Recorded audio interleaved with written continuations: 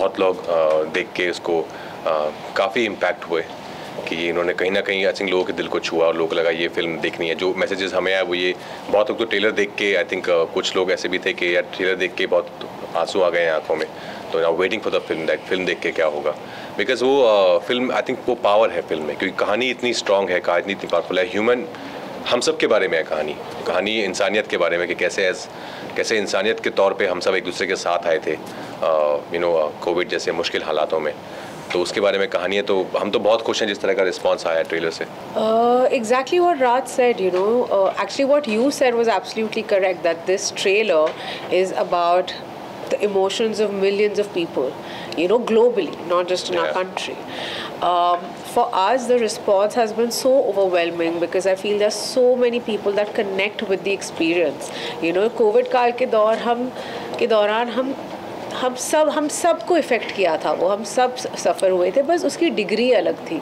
इसलिए भीड़ में इन अनेकों किरदारों की जर्नी के थ्रू हम दिखाना चाहते हैं कि अलग अलग लोग जो अलग अलग सोशियो इकोनॉमिक बैकग्राउंड से है, जब एक इनविजिबल वायरस जब इतना तहलका मचा देता है तब लोगों के ऊपर इसका क्या इफ़ेक्ट होता है। और when people are pushed to the deepest side of the corner and they come together in unity, what happens? So Bheed is actually the story of human spirit. It is the story of resilience of many people during those times. So I think uska shray pura jayega Anubhav sir ko, because the kind of research he has done about the film and he loves investing time on writing, which is the most important aspect of filmmaking. He spends months and months in writing.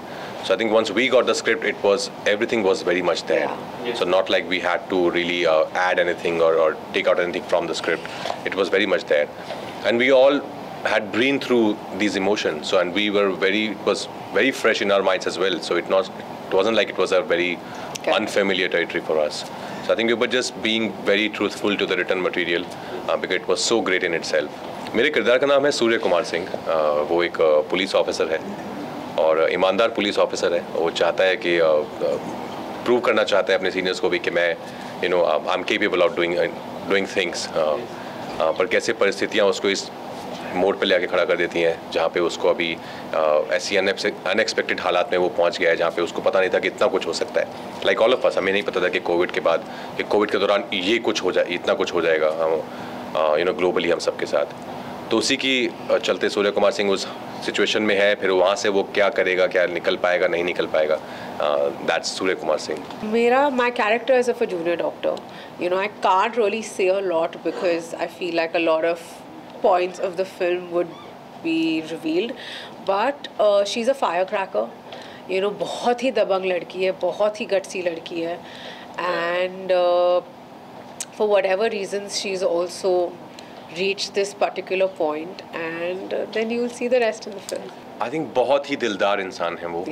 एक genius film maker तो हैं ही, हम सब उनके fan हैं उनके काम के, पर उनके अंदर हमें एक दोस्त मिला, क्योंकि वो इतने भूमि कल बोल रही थी कि बहुत कूल हैं वो, कि मतलब वो ऐसा नहीं कि वो अपने आप को वो इतनी इंटेंस फिल्में बनाते हैं, इतना सोशल ड्रामास बनाते हैं तो वो खुद भी हमेशा सिर्फ इंटेंस बातें करते हैं, ऐसा नहीं है।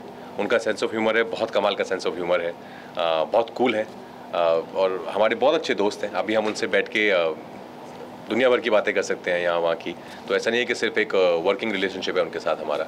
अभी एक इस फिल्म के दौरान और फिल्म के बाद अभी तक वो रिश्ता है और आगे भी रहेगा कि वो वर्किंग रिलेशनशिप एक दोस्ती में तब्दील हो गया है। नहीं, क्योंकि कहानी जो है हमारी वो एक फिक्शनल जगह पर बेस्ड है, हमने कुछ नाम नहीं दिया है, एक फिक्शनल दुनिया हमने क्रिएट की है।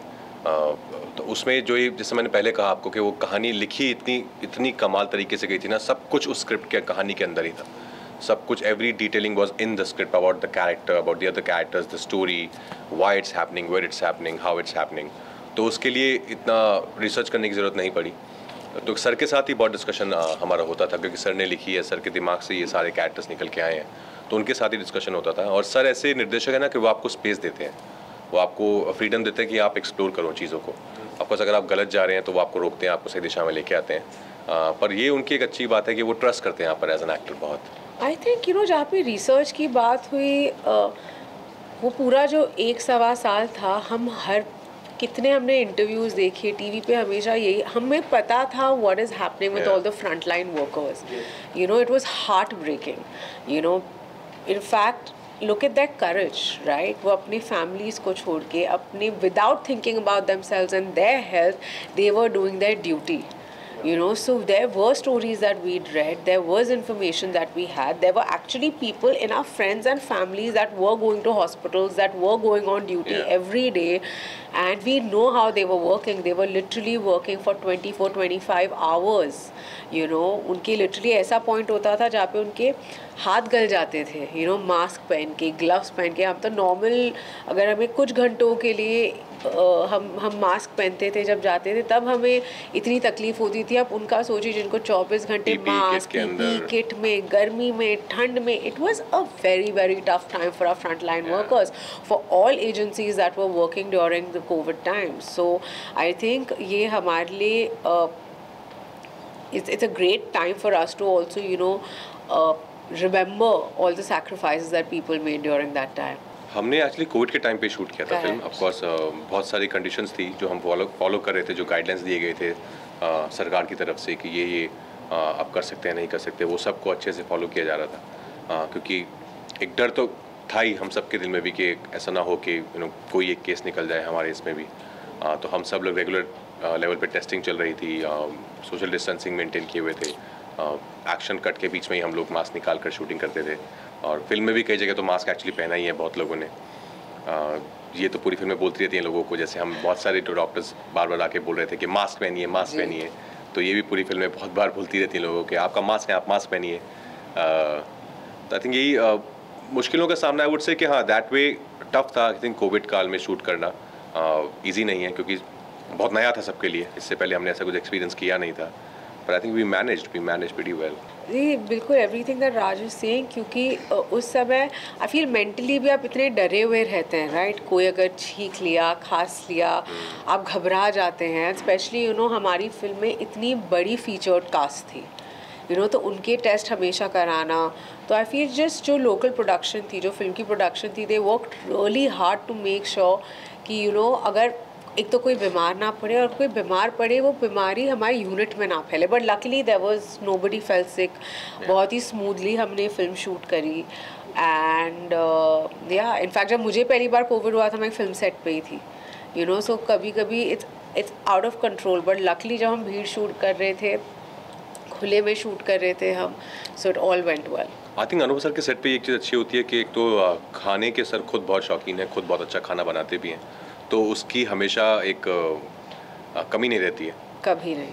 आपको हम लोग 6-7 घंटे शूट करते थे दिन में, क्योंकि सर्दियों में शूट कर रहे थे तो लाइट जल्दी चली जाती है, कभी कभी क्लाउड्स आ जाते थे, तो पैकअप करना पड़ता था. लेकिन सेट पे रहते थे सब लोग, तो वहीं पे सर जो है फिर खाना मंगाते थे, अलग अलग जगहों से अच्छा खाना मंगाते थे. तो हम सब आई थिंक एक बहुत ही स्ट्रॉन्ग बॉन्डिंग हो गई थी हम सब की सेट पर.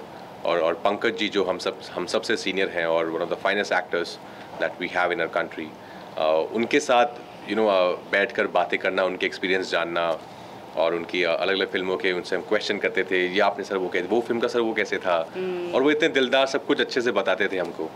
तो उनसे बहुत सीखने को मिला इस सेट पर. Aditya Srivastava, Ashu sir, Diya, Kritika, Virendra sir, I think एक बहुत स्ट्रॉन्ग कास्ट ऑफ इसमें एक्टर्स थे, जिनके साथ सबके साथ कुछ ना कुछ आई थिंक हम लेके ही गए वापस इस फिल्म के बाद. राज जो कह रहा है अनुभव सर के बारे में इज़ सो ऑन पॉइंट. क्योंकि अनुभव सर ना एक बहुत ही ईजी और गिविंग डायरेक्टर और पर्सन है. तो मतलब लिटरली उनका सेट इतना डेमोक्रेटिक होता है, जहाँ पे उन्होंने ना एक कहते हैं ना, जब शादी का माहौल लिटरली ऐसे लगता है आपको, हम इतने एक्टर्स थे लेकिन हमें से कोई भी हमारा काम ख़त्म होने के बाद घर नहीं जाता था. यू नो, अगर सपोजिंग हमारा 1 बजे काम ख़त्म हो गया लेकिन शूट 4 बजे तक है, मेरा एक भी शॉट में तब भी रुकती थी, क्योंकि मुझे बस इतने अमेजिंग लोगों के बीच में रह के उनके एक्सपीरियंसेस उनसे सुनना, यू नो, ये सब इतने बहुत कम मौके मिलते हैं एज एन एक्टर कि आप एक प्लेटफॉर्म शेयर कर सके इस लेवल के टैलेंट के साथ, यू नो. तो आप समझ सकते हैं कि जब हम सब साथ बैठ के चाय या कॉफ़ी या नाश्ता करते थे, क्या क्या कहानियाँ हमें सुनने को मिलती थी. तो मेरे लिए एक बहुत ही ज़्यादा लर्निंग एक्सपीरियंस था. हम लोग वॉकेथॉन के लिए जा रहे हैं, वहाँ पर। और कोलकाता मुझे बहुत ही पसंद है। कोलकाता मुझे शहर as city, I love being in Kolkata.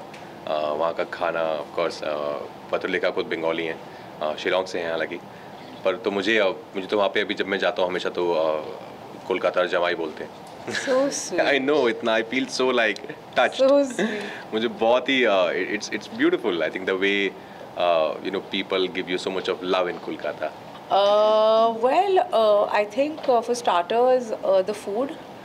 मुझे पुचका खाना है क्योंकि मेरे को जानना है कि पानी पूरी से कितना डिफरेंट है। मेरे सारे फ्रेंड्स जो कैलकाटा से, कोलकाता से है, वो हमेशा ये बोलते हैं कि नहीं पुचका बेटर है, तो मुझे देखना है कितना बेटर है। But I feel the people be my first time there, so I am quite excited. एक आखिरी सवाल, never been to Kolkata? Never. क्या बात कर रहे हैं? Never.